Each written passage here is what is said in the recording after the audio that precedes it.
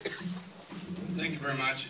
As you know, we read the paper this morning that I am still running and still in the race, and I appreciate so many of you coming to my support emails, phone calls to say stay in the race because it's so important.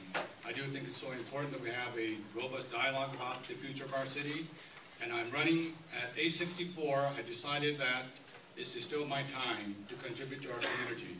I've been a business leader, civic leader, education leader for more than 32 years. I'm passionate about this city because this is where I grew up. My wife is from Portland, Oregon. We both went to local schools, Cleveland High School for me, Marshall High School for my wife. All 5 children that we raised here went to Lincoln High School cluster. I taught at Grant High School from 71 to 76. I was a football coach, a head wrestling coach. I left that education to run my family business. My father-in-law started the business in 1949. I started the business back in 1976, joining him. I grew the business from 4-person location to 250 employees in 3 states, 12 locations. I have the experience to grow our economy. I have the experience to lead our city to a better place in terms of education.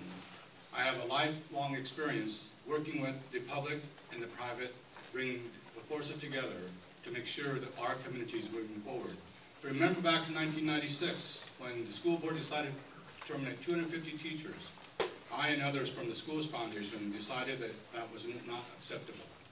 We started the March for Our Schools. 30,000 Oregonians, Portlanders, marched through the city of Portland to say education was too important for us. On the business side, I joined the Chamber of Commerce almost 20 years ago. I was eventually the chair of that chamber in 2001. When 9/11 happened, my wife and I were able to ask the citizens of Portland, Oregon to join us to go to New York City because our country was devastated. We were frightened of our own shadows. 1,000 Oregonians joined us on that effort. It was a very proud moment to be from Oregon. I have had the opportunity to do other things in my community efforts. Finishing as United Way board chair 3 years ago, I raised more than $16 million for the social service needs of our community. I've had a lifelong experience of working together to make sure that as a community, we are working together to move forward.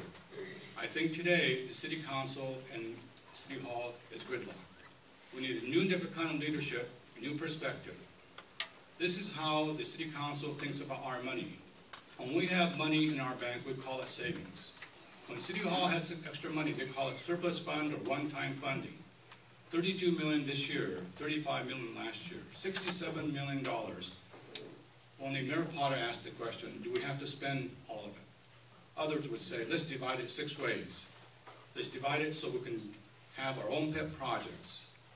I say we have to say no to those pet projects. We are in a recession. We need a different leadership.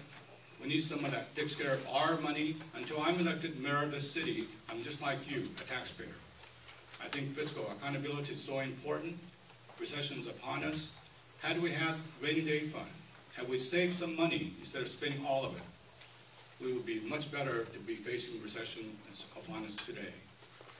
So I ask for your support, different kind of leadership.